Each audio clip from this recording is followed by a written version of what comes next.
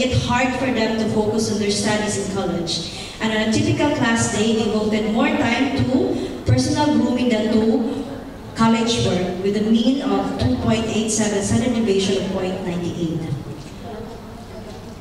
Another significant correlation is between monthly income and academic stress, indicating that financial factors can influence stress levels. Mindanao State University and State University, and many students there are free from tuition fee, but there are nursing course still do have, they still need to pay many things, just like affiliation fees and their uniforms and their books and all that. And so in this study, there's a correlation between monthly income and their academic stress, which the p-value of 0.018.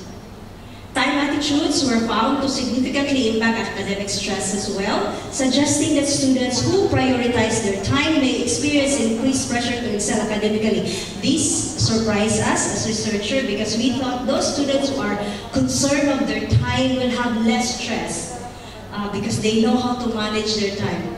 But in our study, is not congruent with the other studies, because in our study we found that those students who actually have to-do lists and all this are actually more stressed and pressured. They have more academic stress. For recommendation of the result of this study, there is a need for interventions to enhance student time management skills. As we know, they will be nurses soon, and knowing how to manage their time will also make them better nurses, which also makes them practice safe nursing practice in the future, and provide effective stress management strategies for students. Teach them effective stress management strategies. By identifying factors that contribute to stress, educators and students can develop targeted interventions and support system aimed at improving time management skills and reducing academic stress. And then the association between financial status and academic stress underscores the importance of providing support and resources for students from lower income backgrounds. For a future researcher, the results lay the groundwork for future research and the implementation of effective strategies to support nursing students achieving better time and stress management, ultimately promoting academic success and clinical performance, which is also vital for our patients' safety. As is said, a stressed nurse will have a hard time being an effective nurse. So teaching our students effective time management and stress management is somehow vital. Thank you. Thank you very much. Very good time management. Exactly 6 minutes, your presentation. You did mention about time management, right? So it's very good. So I open the floor for Q&A session. If there are any questions, you can take 1 to 2 questions. If no question, we'll proceed to the next presenter. I would like to call upon Karen R. Veloso, with topic Clinical Nursing Instructors' Life Experience of Managing Students' Error in Clinical Exposure. Alright, so we proceed to the next presenter, Glinda P. D. Vera, with topic Exploring the Nexus of Nursing Competency Development, Insights from Input, Process, Output, Dynamic in Education.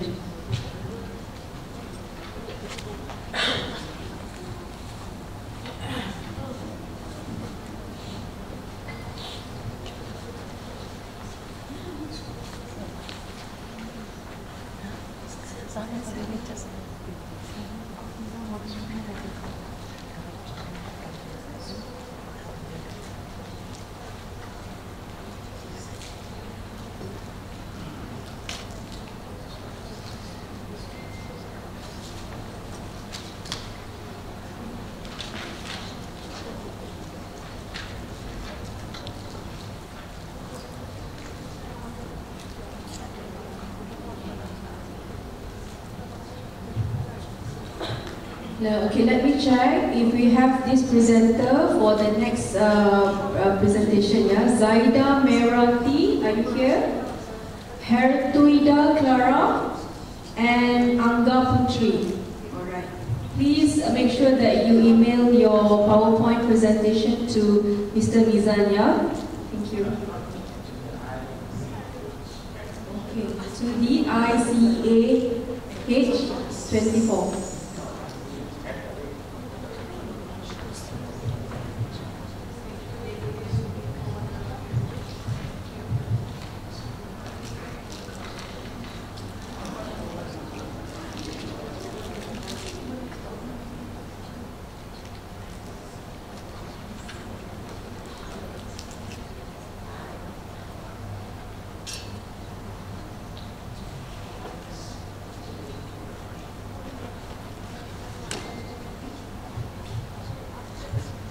Okay, for the remaining 3 presenter, please email to ICHAS.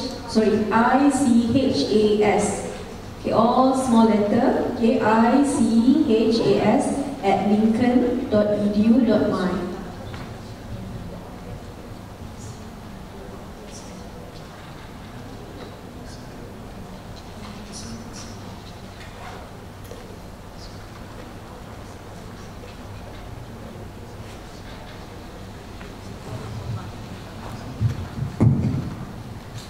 Okay, we shall proceed to the next presenter, yeah, Zaida Merati, with topic the relationship between body mass index, sleep quality, and quality of life among infertile couples.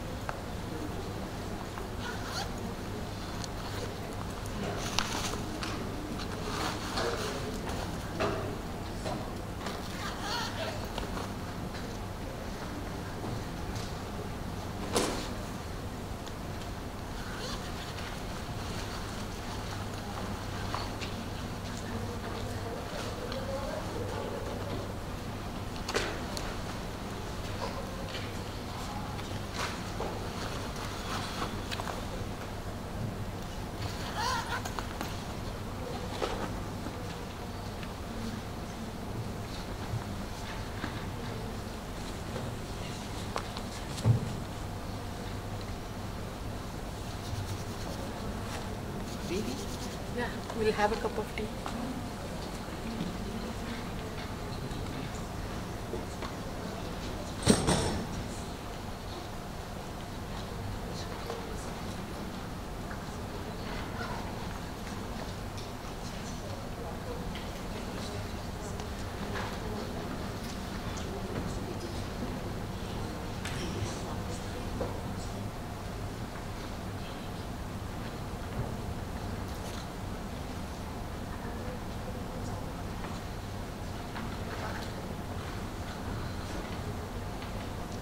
Thank you to Dr. Chairperson. Assalamualaikum and good afternoon to all participants. Today, I would like to present my title, The Relationship Between Body Mass Index, BMI, Sleep Quality and Quality of Life Among Infertile Couples.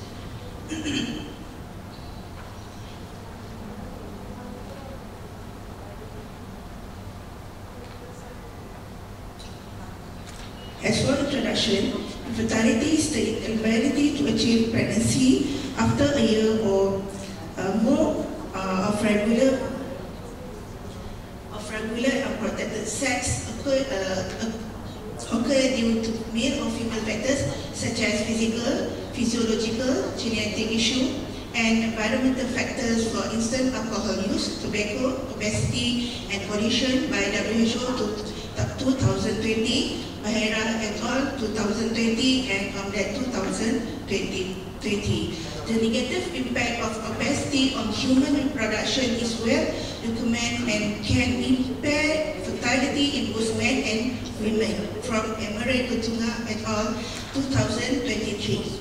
Sleep is crucial for healing from exhaustion and linked to both physical and mental well-being. Studies reported that there is relationship between being overweight or obesity with shorter sleep and poorer sleep quality. Adequate sleep modulates reproductive hormones, potentially influence fertility outcomes, and conversely, infertility may also contribute to sleep disturbance and the quality of life.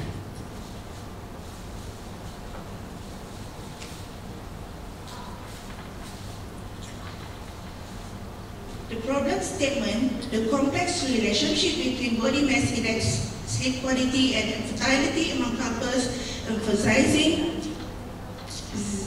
the interconnectedness and implication for reproductive health by WHO 2021. It underscores that both high and low BMI can negatively impact fertility, affecting menstrual regularity in women and sperm quality in men. The discussion also highlights the prevalence of obesity and overweight in Malaysia, and such as potential links between BMI and sleep disturbance. Further research on these connections and acknowledge the significant emotional and psychosocial to the quality of life to infertility takes on individuals and couples, advocating for comprehensive assessment and personalized intervention to address these challenges effectively. This is the significance of the study. The study contributes valuable insights that can empower couples facing infertility, guide nurses in providing comprehensive care, and inform their system in improving reproductive health services and policies. By addressing the complex interplay of BMI, sleep quality, and quality of life in fertility, the study supports a holistic approach to care that enhances both physical and psychosocial well-being for affected individuals and couples. This is the study objective and hypothesis. To assess the weight status among infertile couples, to assess the sleep quality among infertile couples, to assess the quality of life among infertile couples, and compare body mass index, sleep quality, and quality of life among couples experiencing infertility, to determine the relationship between body mass index, sleep quality, and quality of life among the infertile couples. The methodology of my study, cross-sectional study, is done at Fertility Unit Hospital Sultan Abdullah UITM Plaza, located in Puncak Alam Selangor. The population was 63 couples. Instrument that used is characteristic of the respondent, body mass index, Pittsburgh sleep quality index, and quality of life. We are using the vertical question. Ethical considerations we gain from Ethics Committee of University Technology Mara and Hospital Director and also clients. The data collection is started from September 2023 to February 2024. And here is my result, and I would like to present this. There were 63 couples involved in this study, with the mean age of the respondents was 32.98 years old. The respondents with minimum age 25 years old and maximum age of 43 years old, and majority was all the age of 33 to 45 years old. Most of the respondents was Malay and had diploma, employed full-time and under low to medium level of income. The result, okay, this is the characteristic respondent. This is the result of weight status among infertile couples using BMI measurement. Found that the mean BMI was 27.52, indicate that the most respondents was in overweight category. The result was consistent with finding from Kamil et al. 2020, which focusing only females while contradicted with Wang et al. 2023, who focused exclusively on male partners. Overall, this study suggests that considering both genders is essential for understanding the link between BMI and reproductive health. Next, the result of sleep quality among infertile couples. This study found that most respondents had good sleep quality, differing from Philipson et al. 2022, who reported more poor sleep quality among couples undergoing infertile treatments. However, it aligns with Liang et al. 2024 and Liu et al. 2020, which also identified generally good sleep quality.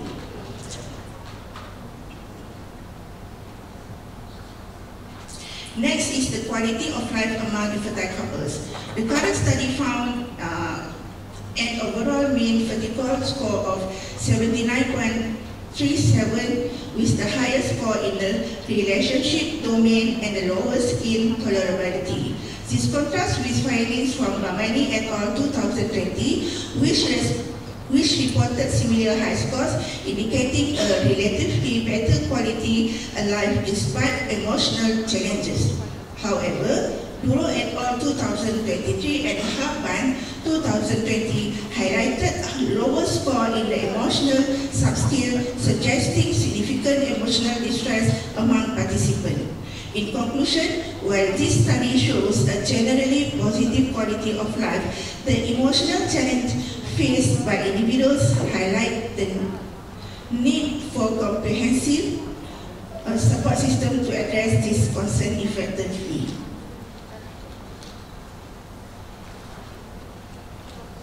This study found no significant gender difference in BMI distribution and sleep quality among infertile couples, aligning with Lee et al. 2023, which also reported similar BMI values for men and women.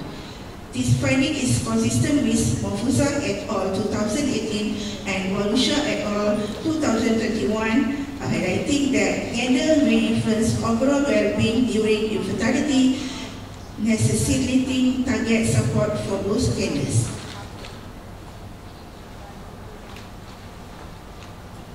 This study found no relationship between BMI, sleep quality, and quality of life among couples experiencing infertility. This contrasts with Wang et al. 2024, which identified a positive relationship where higher BMI correlated with poorer sleep quality. This discrepancy suggests that the dynamic of BMI and sleep quality may differ in various populations of concerns. Understanding this relationship is crucial for addressing the unique challenges faced by infertile couples and promoting overall well-being.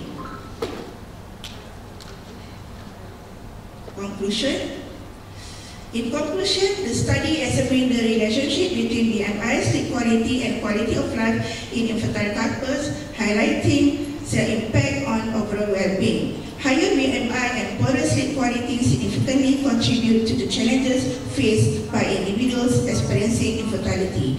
The research called for holistic treatment approach that address both physical and psychological health, advocating for integrating health care strategies, including lifestyle modifications and mental health support to enhance quality of life for the couples.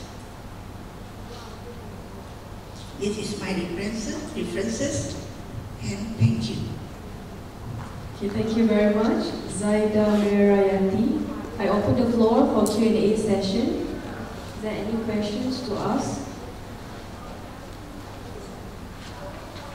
Thank you.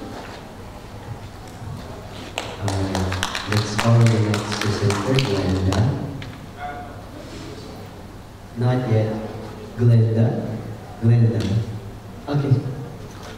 exploring the nexus of nursing competency development insights from input process, output dynamics in education.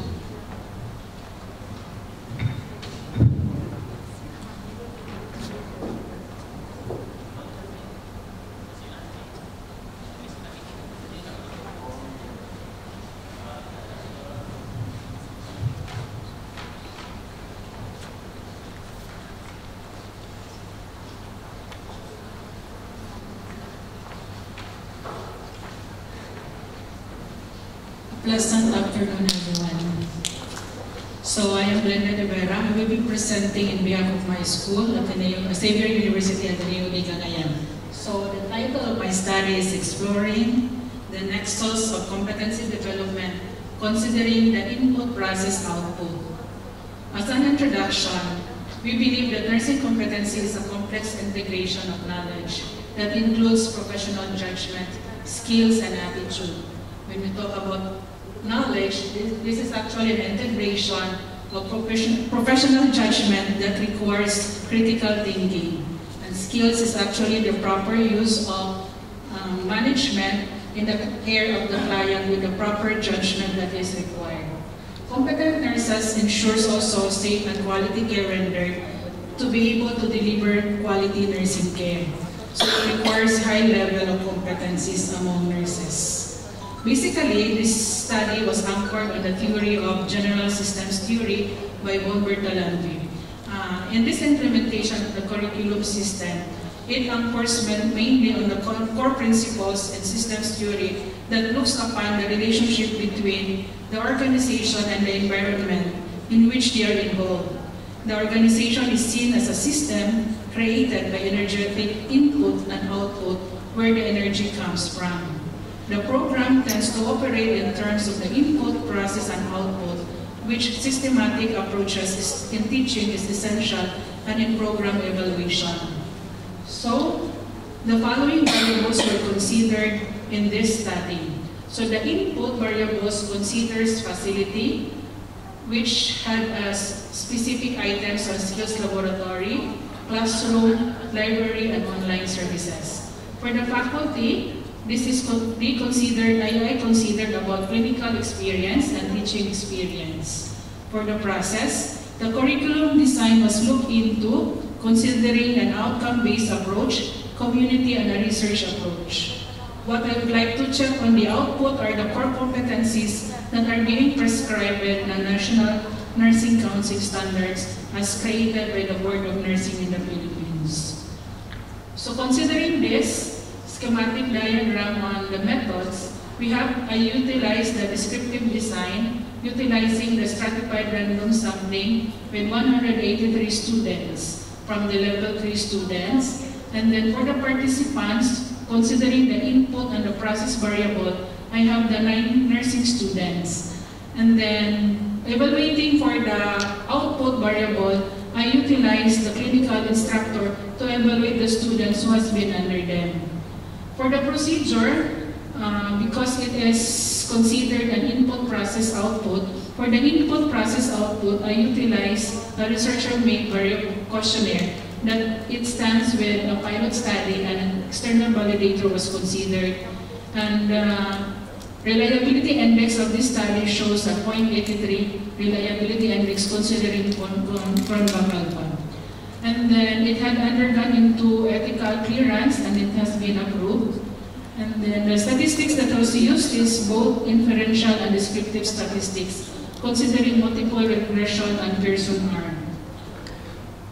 For the results and discussion of this study, the rating was given by the respondent considering the following. So these are the input variable that has been assessed by the students. For the facility, it had overall result of 3.54 that shows a very satisfactory item as rated by the student, which has the highest of 3.76, which is the classroom.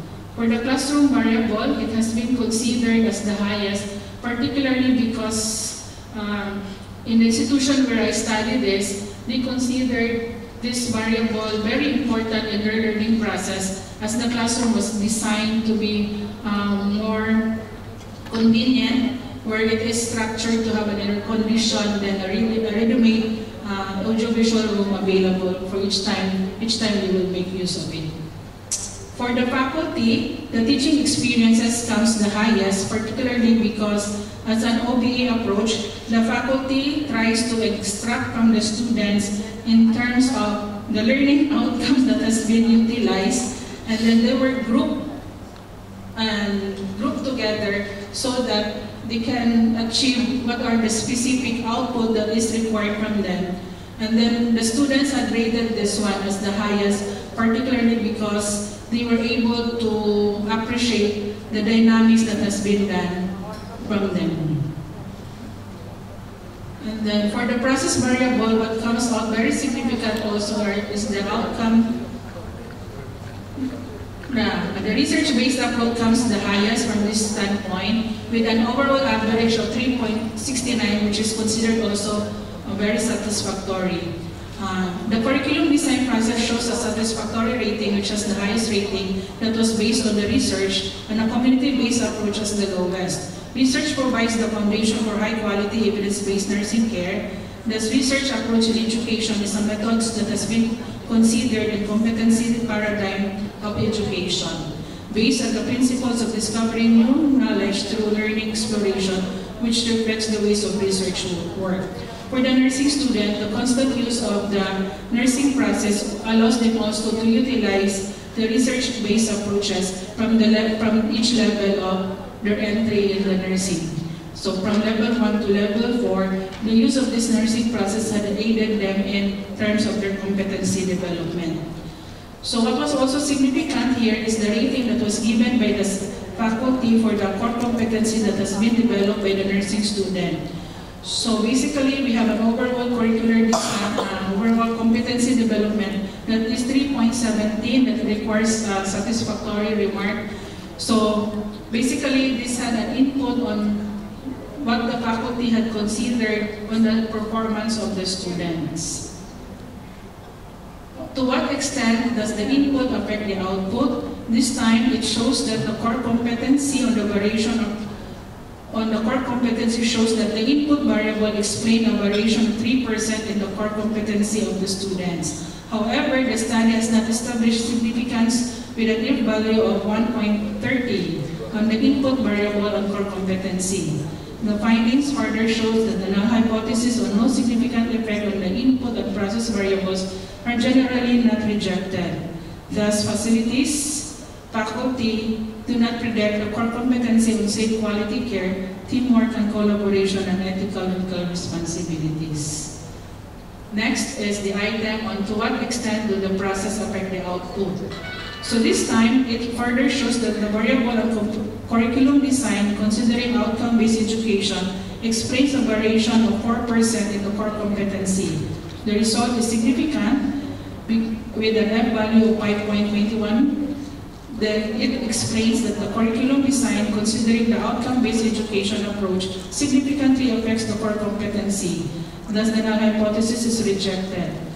For every 1 unit increase in this curriculum design, considering the outcome-based education, the core competency will increase by 4.14. However, the null hypothesis on this curriculum design, considering community-based and research-based approach, no significant effects on core competencies are not rejected. The nursing program is a competency-based approach curriculum. The use of this outcome-based education approach is rightly fitted into the curriculum being adapted, in which we have to develop the competency of the students in their care of their client. The recommendation of this are the following. For the academic institution, which has been the more focal point of this study, it had to strengthen the implementation of this outcome-based education as an approach in the competency development by providing more seminar workshops to the faculty, especially to the new ones. Integrate also more learning strategies that are student-centered, addressing both the cognitive and skills-driven activity so that the students can practice more comprehensive nursing care competently. Establish high-fidelity stimulation, simulation to enhance the clinical skills, decision-making, and teamwork to improve the patient outcome and safety. Thus, continue also the professional education through trainings and workshops, especially for the faculty who are considered to be novice. So basically, the summary of this study, to wrap it up, the research objective is to assess how the inputs and process determines the competency level of the student nurses. The method that was utilized is descriptive method utilizing stratified random sampling. Then the data resource also describes the curricular design, considering the outcome-based approach significantly affects the core competency. For the conclusion, the general systems theory, considering the input process output, explains how the variable affects the other. The study also reveals that the input does not affect the output, however, the process affects the output. In other words, in getting the competency of the student nurses, it is really necessary that we have to look into the process that has been integrated in the curriculum. That's all. Thank you. I open for Q&A session. Is there any question? One question too. If no questions, thank you very much. We proceed with Hertuida Clara with topic evaluating the validity and reliability of the self-efficacy questionnaire.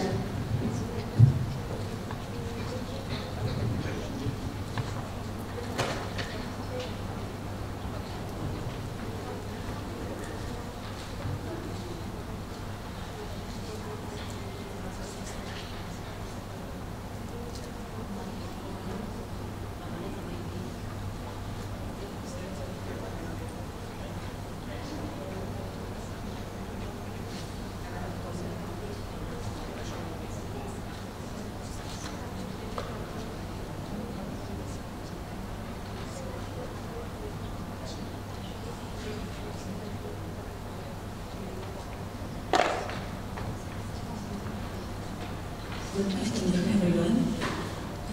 My name is Clara. I'm so grateful to be here. I have the opportunity to share the part of my study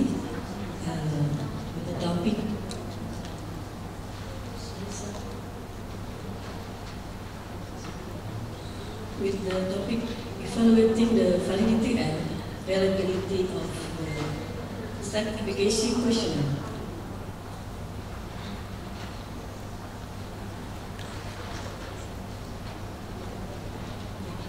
This is my very simply studies, because part of my studies. Okay.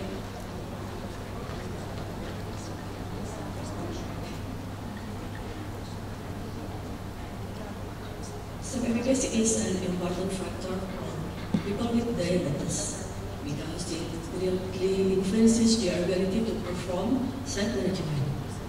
High self-efficacy is considered crucial for good and sustainable diabetic self-management. When self-efficacy is high, self-management behavior improves.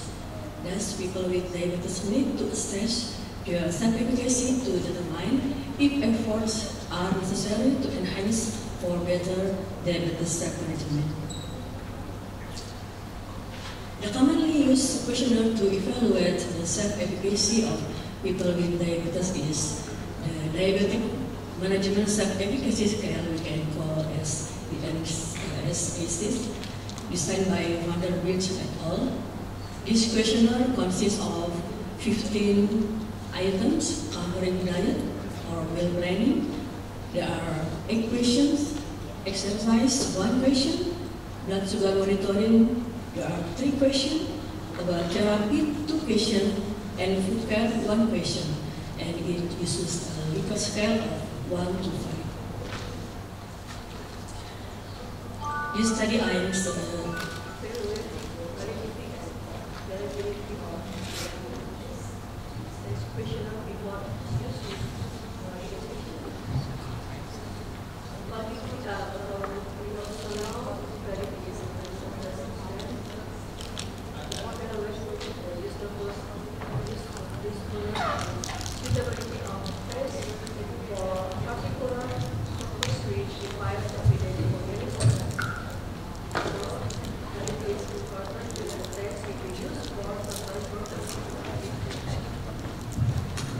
methods that I used in this cross-sectional study involved 30 adults with diabetes mellitus who were still able to perform self-care, but 4 subjects were excluded because they didn't fill out the questionnaire completely.